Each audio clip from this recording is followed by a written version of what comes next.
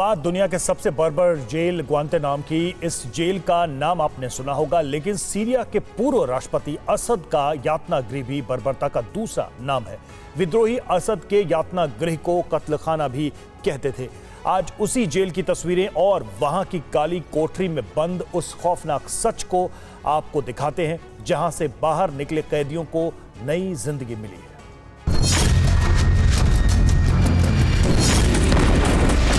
बशर अल असद के शासन का अंत हो चुका है।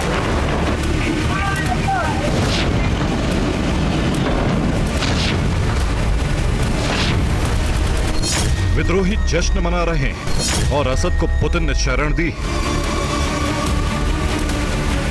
पिछले 13 दिन में सीरिया में सारे समीकरण बदल गए और 13 साल से चल रहे गृह युद्ध का अंत हो गया।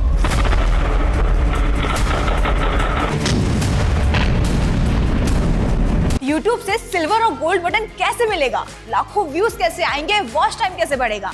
अभी डाउनलोड करें फ्रीडम ऐप और जाने कुछ स्पेशल सीक्रेट्स।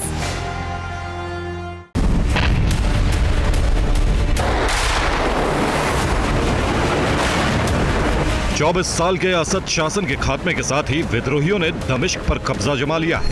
ऐसे में असद के पास भागने के अलावा कोई और दूसरा रास्ता नहीं था।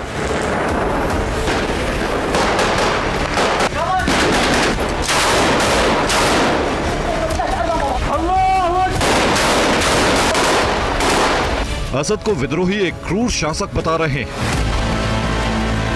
एक तानाशाह के तौर पर उसने जुल्म और दरिंदगी की सारी हदें पार कर दी और उसकी दरिंदगी का सबसे बड़ा सबूत है एक जेल, जिसे असद का कत्ल खाना कहा जाता है। जेल का नाम सेदनाया है, जो अमेरिका की खौफनाक जेल ग्वांतानामो बे की तरह ही है। दमिश्क पर कब्जे के बाद जश्न मनाया जा रहा है और उन कैदियों को आजाद कराया गया जो सालों से सेदनाया जेल में बंद थे और असद के जुल्म के शिकार हो रहे थे। सेदनाया को अरब की ग्वांतानामो बे कहा जाता है, क्योंकि यह भी ठीक अमेरिका की ग्वांतानामो बे की तरह ही खौफनाक है और सेदनाया में कैदियों को उसी तरह यातना दी जाती है जैसे ग्वांतानामो जेल में दी जाती रही है। ग्वांतानामो को दुनिया की सबसे क्रूर जेल कहा जाता है। इसी तरह सेदनाया को भी असद के खौफनाक कैद खाने में तब्दील कर दिया था।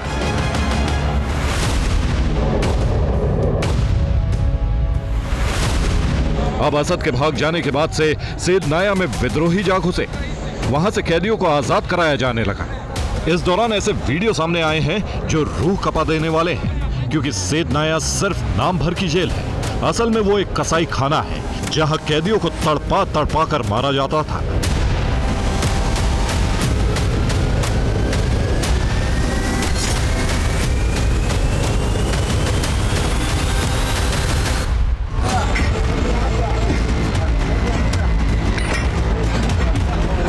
इस वीडियो में देखिए कैसे विद्रोही जेल में बने अंडरग्राउंड कैद खाने में घुसने के लिए एक छोटे से दरवाजे को तोड़ रहे हैं। इसी रास्ते से सैकड़ों कैदियों को बिना रोशनी के कई सालों से रखा गया था और उन्हें तरह तरह की यातनाएं दी जाती थी।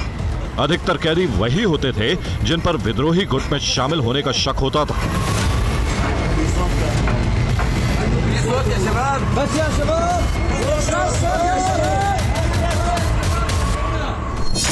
अब इस दूसरे वीडियो को देखिए। जेल के अंदर जब विद्रोही पहुंचे तो वहां लाल रंग की सैकड़ों रस्सियां मिली। विद्रोहियों के मुताबिक इन रस्सियों का इस्तेमाल कैदियों को बांधकर यातना देने के लिए किया जाता था।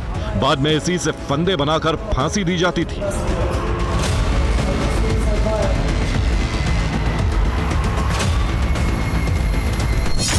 सेदनाया जेल असद का यातना गृह था, जो किसी कसाई खाने से कम नहीं था, क्योंकि सेदनाया में जो एक बार गया वो जिंदा बाहर नहीं निकल पाया। ये लोग जो जेल से बाहर निकाले जा रहे हैं, किस्मत से इन्हें ये दिन देखने को मिला, वरना असद शासन में ये कभी भी जेल से बाहर नहीं आ सकते थे।